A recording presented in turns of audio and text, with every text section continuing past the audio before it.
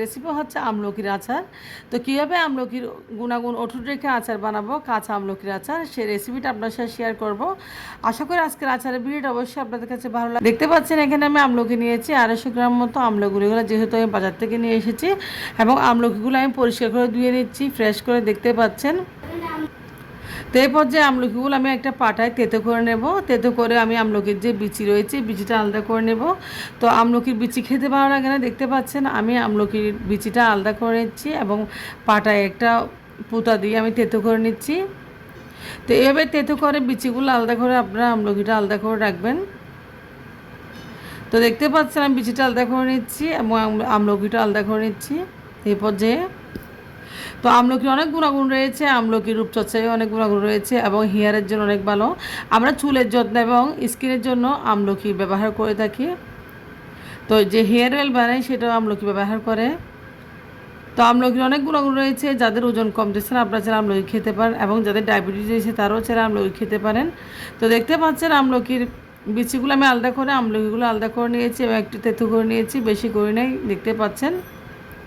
তো এই পর্যায়ে আমলকিগুলো আমি আচার বানিয়ে আপনাদের দেখাবো কীভাবে কাঁচা আমলকি দিয়ে আচার বানিয়ে আমলকির গুণাগুণ অটুট রাখা যায়। দেখতে পাচ্ছেন আমি এভাবে কাঁচা আমলকি দিয়ে আমলকির আচার বানাবো এবং এভাবে আমলকির আচার বানালে আচারের যে গুণাগুণ সেটা থাকে। তো এই পর্যায়ে ইচ্ছা আমি এখানে মরিচের গুঁড়ো, দেখতে পাচ্ছেন আমি দিয়েছি লবণ, পরিমাণ মতো মরিচের গুঁড়ো এবং লবণ দিয়েছি। আপনাদের পরিমাণ মতো যতটুকু আমলকি ততটুকুই দিবেন। তো দিয়েছি সামান্য পরিমাণ এখানে সরিষা, দেখতে পাচ্ছেন আমি সরিষা দিয়েছি। তো আমি সরিষা দিয়েছি সামান্য পরিমাণে, একটু পানি দিয়ে গোলায় সরিষা দিয়েছি। তো এই পর্যায়ে আমি আরও দিয়ে দেবো এখানে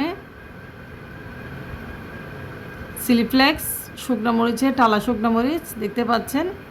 তো টালা শুকনো মরিচ এভাবে দিলে আচারটা খেতে অসাধারণ লাগে। তো অনেকে সিদ্ধ করে বা রান্না করে আমলকির আচার বানায়, বাট আজকে কাঁচা আমলকি দিয়ে আমি আমলকির আচার বানাচ্ছি, কারণ শরীরের জন্য এরকম আমলকির আচার বানালে খুবই উপকারী। তো গুণাগুণ নষ্ট হয় না। তো চুলায় আমলকিগুলো দিলে গুণাগুণ অবশ্যই নষ্ট হয়ে যাবে। তো দেখতে পাচ্ছেন আমি সরিষার তেল দিয়ে মেখে নিচ্ছি হাত দিয়ে। তো এ পর্যায়ে আমি আচারটা বানিয়ে নেব। আমি যে পরিমাণ উপকরণ দিচ্ছি এই পরিমাণ উপকরণ দিয়ে আপনারা যদি আচারটা বানান তাহলে অসাধারণ হবে। এবং যাদের ওজন কমতেছে না এবং শরীরে যাদের মেদ রয়েছে তারা চাইলে এভাবে আমলকির আচার বানিয়ে খেতে পারেন খুব সহজে, একদম কম মশলায়। তো অনেক সময় চুলায় আগুন লাগলে আসলে ভিটামিন যেটা রয়েছে ভিটামিন সি, আমলকিতে ভিটামিন এ, ওইটা নষ্ট হয়ে যাবে। সেজন্য আমি দেখতে পাচ্ছেন আমি কাঁচা আমলকির আচার বানাচ্ছি। তো আপনারা চাইলে এভাবে খেতে পারেন, চুলের উপকার হবে, আপনার স্কিনও সুন্দর হবে। তো চুলের জন্য বেশি উপকারী, আপনারা চাইলে এভাবে আচার বানিয়েও খেতে পারেন। এই আমলকির আচার আমি এভাবে খাই। তো আপনারা ভালো থাকবেন, দোয়া করবেন। আল্লাহ হাফেজ, আসসালামু আলাইকুম।